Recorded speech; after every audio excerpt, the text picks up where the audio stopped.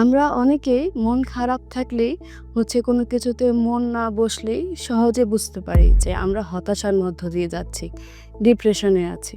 কিন্তু diagnostic and statistical manual of mental ডিসঅর্ডারে কিছু স্পেসিফিক ক্রাইটেরিয়া আছে, যেখানে বলা হয় মেজর ডিপ্রেসিভ ডিসঅর্ডার হওয়ার জন্য কিছু নির্দিষ্ট সময় এবং নির্দিষ্ট সিমটমস থাকলে তাকে মেজর ডিপ্রেসিভ ডিসঅর্ডার বলা যাবে। আজকে তা জানব। আসসালামু আলাইকুম, আমি তাহমিনা আহমেদ, ক্লিনিক্যাল সাইকোলজিস্ট। ডিএসএমে বলা হয় যে ডিপ্রেশন হওয়ার জন্য দুইটা ক্রাইটেরিয়া মাস্ট থাকতে হবে। তার মধ্যে একটি হচ্ছে সবসময় খারাপ লাগা, হতাশ লাগা, এবং দ্বিতীয়টি হচ্ছে কোনো কিছুতেই আনন্দ না পাওয়া এবং আগ্রহ না থাকা। তাছাড়াও আরও বেশ কিছু সিমটমস আছে, যেমন ক্ষুধা বেশি লাগা বা কারো একদমই ক্ষুধা লাগে না, কারো ওজন বেড়ে যায়, কারো ঘুমের সমস্যা হয়, কেউ কোনো কিছুতে আগ্রহ পায় না, কনসেন্ট্রেশন করতে পারে না, ভালো কোথাও চিন্তা করতে পারে না, কেউ এনার্জি লস করে, কোনো শারীরিক কোনো কাজ করতে পারে না, টায়ার্ড লাগে, এবং কারো মাঝে আত্মহত্যার চিন্তা চলে আসে। এই সবগুলো সিমটমস থেকে যে কোনো 3টা সিমটমস এবং প্রথম 2টা সিমটমস, টোটাল 5টা সিমটমস যদি 2 সপ্তাহের বেশি থাকে, তখন তাকে মেজর ডিপ্রেসিভ ডিসঅর্ডার বলা যায়। আমরা অনেকেই ক্লায়েন্ট যখন দেখি, তখন অনেকেই সেশনে বলে যে আমার এই হতাশাটা অনেক দিন ধরেই হচ্ছে, আমি অনেক দিন ধরেই আনন্দ পাই না, কিছুতে ইন্টারেস্ট পাই না। তখন এই হতাশাটা যদি 2 বছরের বেশি সময় ধরে থাকে, তখন তাকে পারসিস্টেন্ট ডিপ্রেসিভ ডিসঅর্ডার বলে। তাছাড়াও ডিপ্রেশন অনেকের লাইফে অনেক ফেসে আসে, যেমন জন্মদানের পর মায়ের অনেক সময় ডিপ্রেশন চলে আসে, তাকে পোস্টপার্টাম ডিপ্রেশন বলে।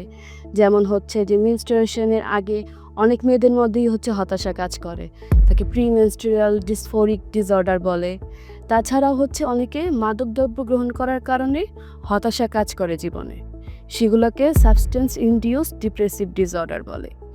এইভাবে ডিপ্রেশন মানুষের জীবনে অনেকভাবে অনেক সময় আসতে পারে। এই ব্যাপারগুলো ক্লিয়ার থাকতে হবে। অনেকেই জানতে চান যে ডিপ্রেশন কেন হয়, কি কারণে হয়, বা কাদের এই ডিপ্রেশন হওয়ারটা সম্ভাবনা সবচেয়ে বেশি থাকে। এই ব্যাপারে সাইকোলজি খুব সুন্দর ব্যাখ্যা দেয়। সাইকোলজি বলে যে ডিপ্রেশন হওয়ার ক্ষেত্রে বায়োসাইকোসোশ্যাল মডেল কাজ করে, অর্থাৎ 3টা ফ্যাক্টর থাকে: বায়োলজিক্যাল, সাইকোলজিক্যাল ও সোশ্যাল। এখন যদি 3টা ফ্যাক্টরের কথা আলাদাভাবে বলি, বায়োলজিক্যাল ফ্যাক্টরটা কীরকম? বায়োলজিক্যাল ফ্যাক্টরের মধ্যে যেমন নিউরোট্রান্সমিটারের পরিবর্তন। আমাদের ব্রেনে নিউরোট্রান্সমিটার আছে, যা একটি নিউরন থেকে আরেকটি নিউরনে তথ্য আদান প্রদান করে। যখন এই ব্যাপারটা খুব স্বাভাবিকভাবে হয়, আমরা স্বাভাবিক আচরণ করি। তো যখন সেটা স্বাভাবিকভাবে হয় না, তখন আমাদের আচরণের পার্থক্য দেখা দেয়। যেমন সেরোটোনিন একটি নিউরোট্রান্সমিটার, এটি আমাদের মুড নিয়ন্ত্রণ করে। যখন সেরোটোনিনের মাত্রা কমে যায়, তখন আমরা হতাশ বোধ করি, খারাপ লাগে, ভালো লাগে না। আবার যেমন ডোপামিন, মানুষ আনন্দিত হলে ব্রেনে ডোপামিন নিঃসৃত হয়, তখন মানুষ অনুভব করতে পারে যে আমি হ্যাপি, কিছু একটা আমার ভালো লাগছে। কিন্তু যখন ডোপামিন কমে যায়, নিঃসৃত হয় না আনন্দিত হলেও, তখন মানুষ খুশি হলেও ফিল করতে পারে না যে আমি আনন্দিত। অনেক মানুষই বলে যে আমি আনন্দের ব্যাপারেও আমি আনন্দ পাচ্ছি না। তো এই ডোপামিন কমে গেলেও মানুষ ডিপ্রেশন হতে পারে। তাছাড়াও বায়োলজিক্যাল একটি বড় কারণ যে জেনেটিক ফ্যাক্টর।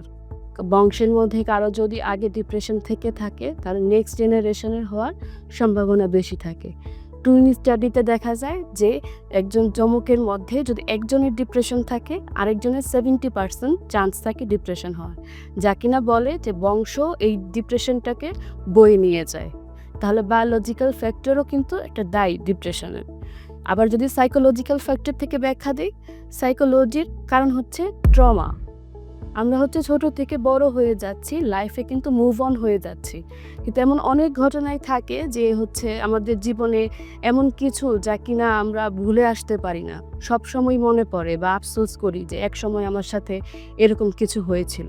কিন্তু মুভ অন করার দরকার, মুভ অন হয়ে গিয়েছি, কিন্তু ওই যে কষ্টগুলো রয়ে গিয়েছে মনে, তো সামনে একটা হঠাৎ ছোট কিছু হলেও ওই সবগুলো আনসলভড ঘটনা একসাথে এসে ধাক্কা দেয় এবং ছোট জিনিসটাকেও নিজের কাছে অনেক বড় মনে হয়, তখন ডিপ্রেশন চলে আসে।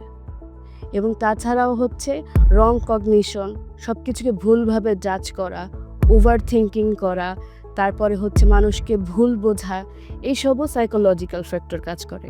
আর সোশ্যাল ফ্যাক্টরের ক্ষেত্রে মানুষের হচ্ছে সামাজিক চাপ, রিলেশনশিপে ঝামেলা, পরিবার থেকে হচ্ছে সম্পর্কের সমস্যা, অর্থনৈতিক চাপ, এই সব কিছুই ফ্যাক্টর কাজ করে। অনেক সময় দেখা গিয়েছে ৩টা ফ্যাক্টর একসাথে কারণ হচ্ছে ডিপ্রেশনের। আবার অনেক সময় দেখা গিয়েছে যে জেনেটিক ফ্যাক্টর আগের থেকে এটা সোর্স ছিল, সামাজিকভাবে কোনো একটা চাপ কাজ করেছে, ডিপ্রেশন শুরু হয়ে গেছে।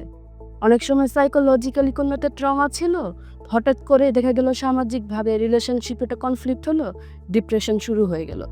কখনো ২-৩টা ফ্যাক্টর একসাথেও ডিপ্রেশন আসতে পারে, কখনো যে কোনো একটা ফ্যাক্টর থেকেও ডিপ্রেশন আসতে পারে। তাই ডিপ্রেশন নিয়ে কাজ করার আগে ক্লিয়ার ফাইন্ড আউট করতে হবে কোন ফ্যাক্টর থেকে কিভাবে ডিপ্রেশনটা শুরু হলো। চান যে ডিপ্রেশনের জন্য আমি যদি কাউন্সেলিং নেই, সেশন নেই, তাহলে হচ্ছে কত দিনের মধ্যে আমি সুস্থ হব, কিভাবে সুস্থ হব। তো এটা আসলে নির্দিষ্ট কোনো সময় নেই, কিন্তু বিভিন্ন জায়গায় বিশ্বে এটা নিয়ে অনেক গবেষণা হয়। তো গবেষণা হয়ে দেখা যায় যে ডিপ্রেশন কিন্তু মেজার করা যায় স্ট্যান্ডার্ড স্কেল দিয়ে। তো যদি দেখা যায় যে আপনি মাঝামাঝি একটা পর্যায়ে আছেন ডিপ্রেশনের, সেই ক্ষেত্রে দেখা যায় যে ৪ সপ্তাহ থেকে ৬ সপ্তাহ এরকম সময় লাগতে পারে, যদি প্রত্যেক সপ্তাহে একটা করে সেশন নেন। আর অনেক সময় দেখা যায় যে অনেক হচ্ছে যে সিভিয়ার পর্যায়ে আছেন, তখন সেক্ষেত্রে দেখা যায় ১৬ থেকে ১৭ সপ্তাহ লাগে। তো ডিপ্রেশনের হচ্ছে কাউন্সেলিং নিতে হলে খুব হচ্ছে ধৈর্য সহকারে নিতে হবে, কিন্তু এই বিশ্বাস রাখতে হবে যে হ্যাঁ, আপনি সুস্থ হবেন। ২০১৯ সালে বাংলাদেশ জার্নাল অফ সাইকিয়াট্রিতে এই ডিপ্রেশন নিয়ে একটি গবেষণা প্রকাশ হয়, যেখানে প্রকাশ করে যে বর্তমানে যে পরিমাণ অ্যাডাল্ট বাংলাদেশে আছে, তার মধ্যে ২০% মধ্যে হচ্ছে ডিপ্রেশন কাজ করছে, যারা কিনা কোনো ট্রিটমেন্ট নিচ্ছে না। বিশ্ব স্বাস্থ্য সংস্থা ২০২০ সালে একটি প্রতিবেদনে বলেন যে বর্তমান বিশ্বে ২৭০ মিলিয়ন মানুষ ডিপ্রেশনে আছে। তাহলে কি সবাই এভাবেই জীবন কাটাবে? না। যদি সঠিক সময়ে সঠিক সিদ্ধান্ত নিয়ে এগিয়ে আসতে পারেন সাহায্যের জন্য, তাহলে অবশ্যই ডিপ্রেশন কাটিয়ে স্বাভাবিক জীবনযাপনে ফেরা সম্ভব।